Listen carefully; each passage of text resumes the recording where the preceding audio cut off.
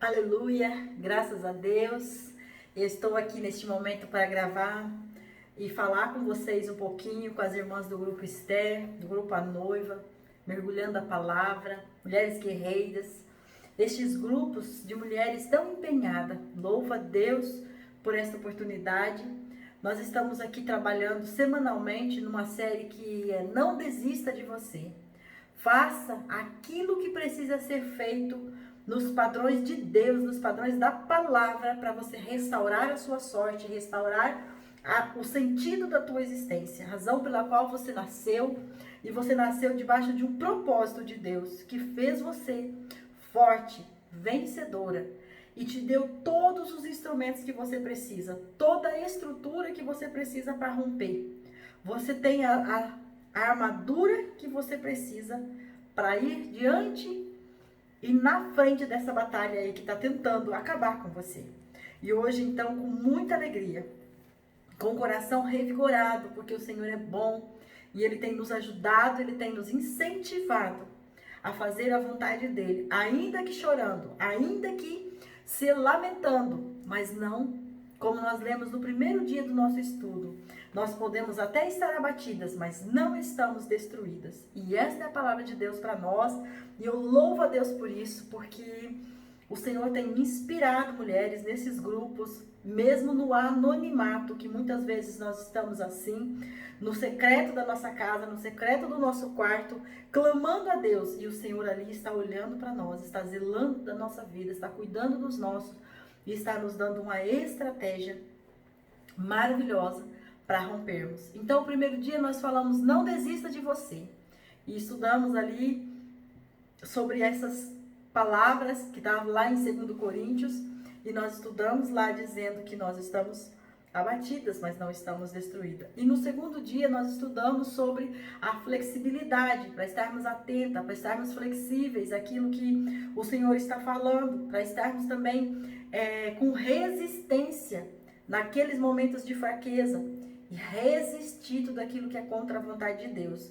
Estudamos também que precisamos estar aptas à adaptação para viver o novo das promessas de Deus para as nossas vidas, que muitas vezes o novo de Deus, ele vem e no primeiro momento é necessário abrir mão de alguma coisa, renunciar a alguma coisa. E às vezes isso é difícil quando nós estamos no meio de um problema, mergulhado no meio de uma dificuldade.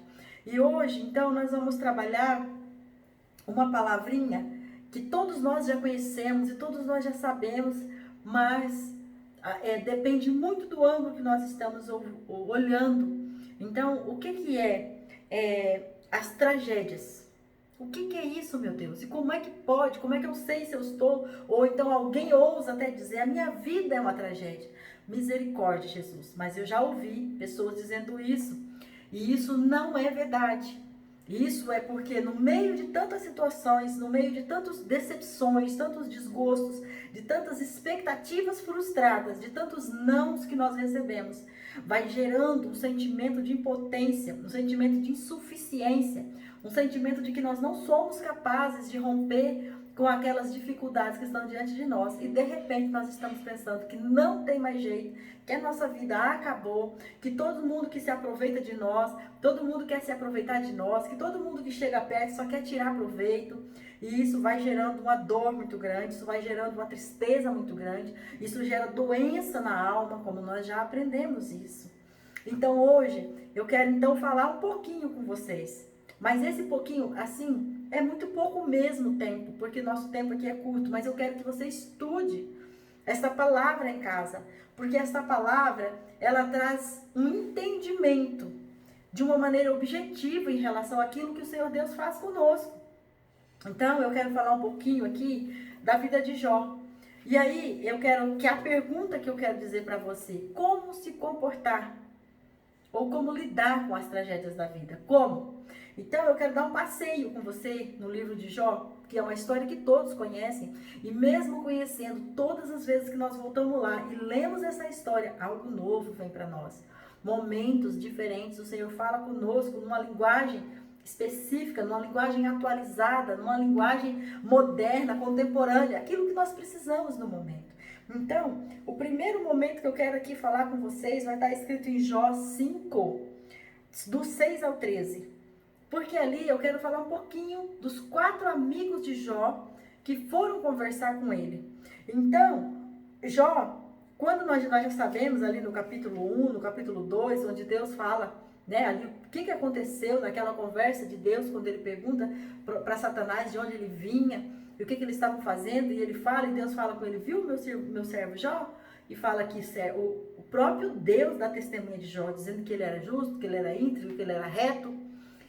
E mesmo assim, né, Deus permite tudo aquilo para que acontecesse algo novo na vida de Jó, para que a vida dele fosse reestruturada, para que a vida dele fosse remodelada. Então, no meio da dificuldade, aparecem 4 amigos de Jó. E eu quero falar desses conselhos, porque quando nós estamos no meio de uma situação difícil, muitas pessoas vêm falar conosco. E alguns conselhos são muito úteis. E alguns conselhos nós temos que fechar os nossos ouvidos.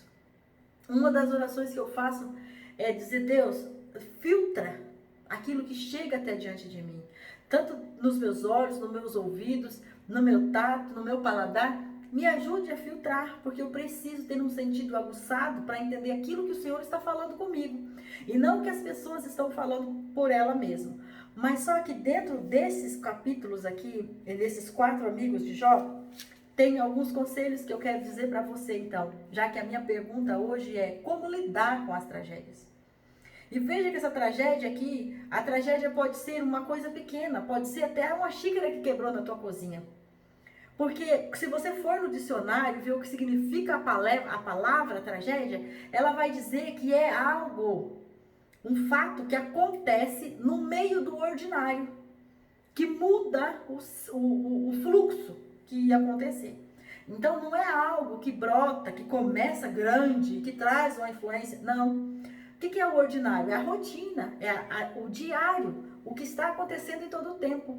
E dali acontece algo contra, ao inverso, e que muda e transforma o ambiente e que leva de uma situação de repente calma e tranquila a uma situação atribulada, uma situação aflita. Então, o que acontece? De repente, você está lavando a louça, quebra uma xícara e essa xícara você encosta a mão no caco e corta o dedo, começa a sangrar. E aí você começa a ter problemas naquela casa. Aí por causa disso você grita com o teu filho ou grita com o teu marido. Daí teu marido grita com você. Então, viu? É uma coisa ordinária que já vira uma tragédia, que se transforma, que leva você de um estado emocional tranquilo a um estado desgastante e terrível. E aí o que acontece? Se você não tiver o domínio disso, você começa a ter uma atrás da outra. Uma atrás da outra. Então aqui não vamos comparar as tragédias de Jó com as nossas tragédias. Vamos aproveitar os conselhos dos amigos de Jó. Amém? Estamos acertadas? Então vamos ao primeiro conselho. Elifaz é o primeiro que dá o conselho para Jó. E ele vai dizer o seguinte, a partir do versículo, o capítulo 5, o versículo 6 ao 13.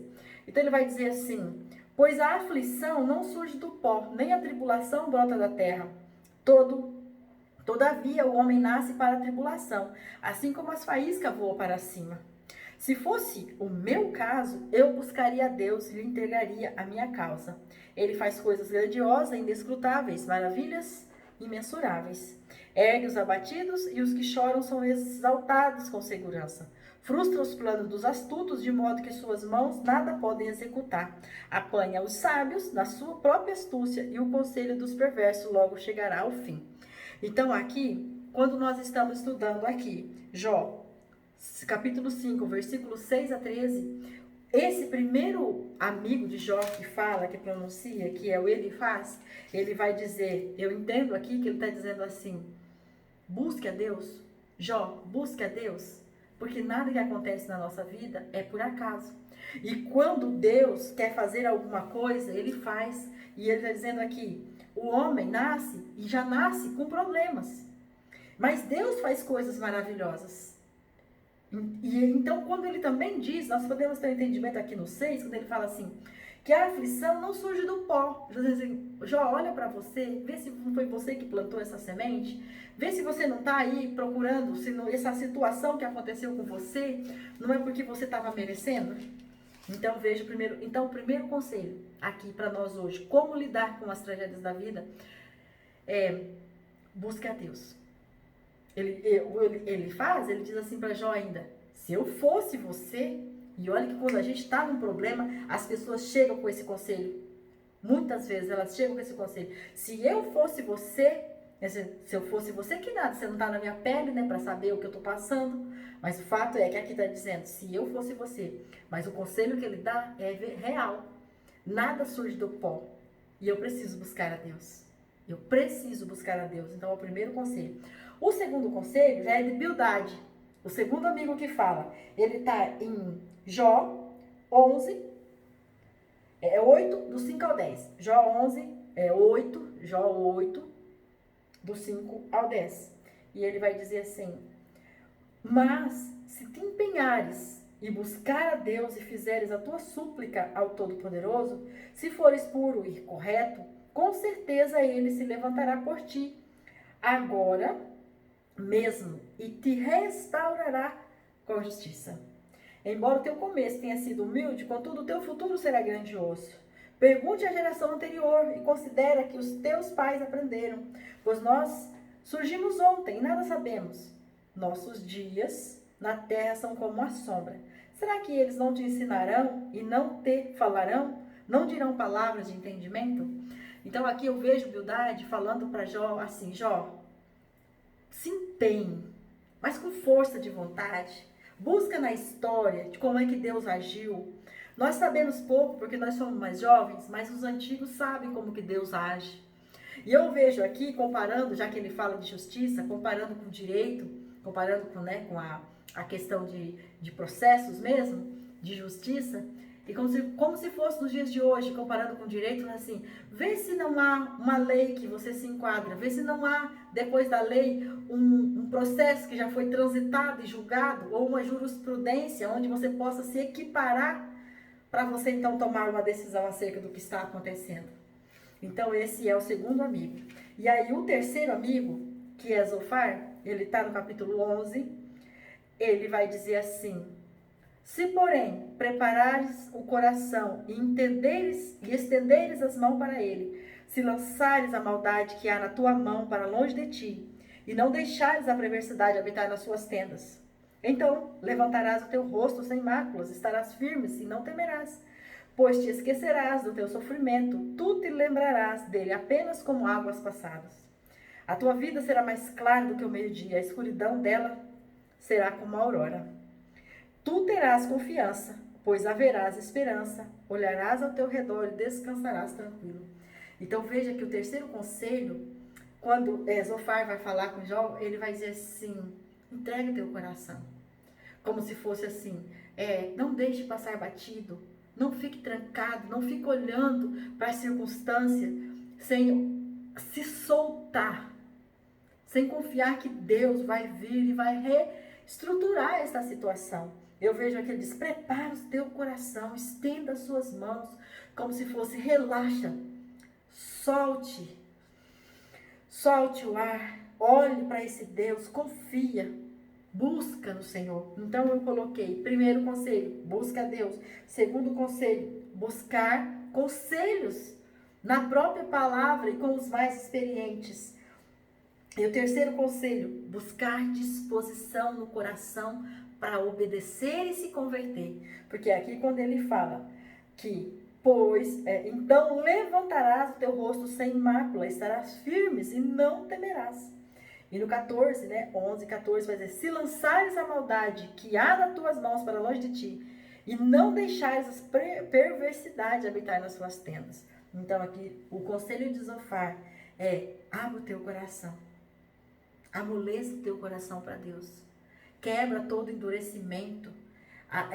Endireita os teus caminhos. Abandona a perversidade. Então, o terceiro conselho é maravilhoso para nós também. Vamos para o quarto conselho. Esse quarto conselho me deixa encantada, apaixonada. Porque esse quarto conselho, que está no Jó 32, que é o conselho de Eliú, quando ele já chega conversando assim, e ele fala para aqueles homens que falavam antes, que eram os mais idosos, né? Os mais velhos, os mais experientes. Ele era o mais jovem e ele ficou ali esperando. Ele não se manifestou antes porque ele cria que daqueles viria uma experiência extraordinária para consolar o coração de Jó. Então ele escuta um dizendo: Jó, busca Deus, Jó, nada acontece por acaso, Jó, a aflição não brota do pó. Ele escuta o outro dizendo assim: Jó, empenha mais, vai para cima, busca conhecimento dos mais antigos. Jó, busca conselhos, entenda a sua história, veja de onde você veio. Aí vem o outro e fala assim: Jó, amoleça teu coração, não seja tão duro, estenda suas mãos, joga fora a perversidade. E Eliú só escutando tudo isso. E quando ele escuta tudo isso, quando ele chega nessa hora, ele fala assim: ei, como é que é? Ele diz assim no 32:7.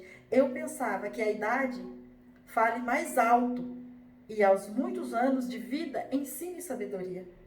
Todavia, o homem tem um espírito e o sopro do Todo-Poderoso lhe dá entendimento. E quando ele fala isso, eu vejo aqui então para nós hoje. Sim, é certo, tem que buscar a Deus. Sim, é certo, tem que se empenhar. Sim, é certo, tem que amolecer o coração. Mas o Espírito que há em você recebe o sopro de vida da parte de Deus para fazer você flutuar, para fazer você ultrapassar barreiras, para fazer você estar na linha de frente da batalha e não ser metralhada. E ao final do dia, ir para casa inabalável, como diz a palavra de Deus lá em Efésios, no capítulo 6.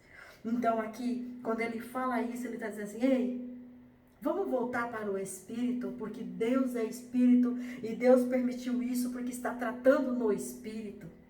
E aí no 32:13, ele vai dizer assim: por isso, não faleis. Encontramos sabedoria. Deus é quem pode derrubá-lo e não ao homem. Então, o que acontece aqui? Eliú, quando chega, ele traz a memória daqueles homens que nada que pode ser feito apenas na carne vai resolver uma situação trágica.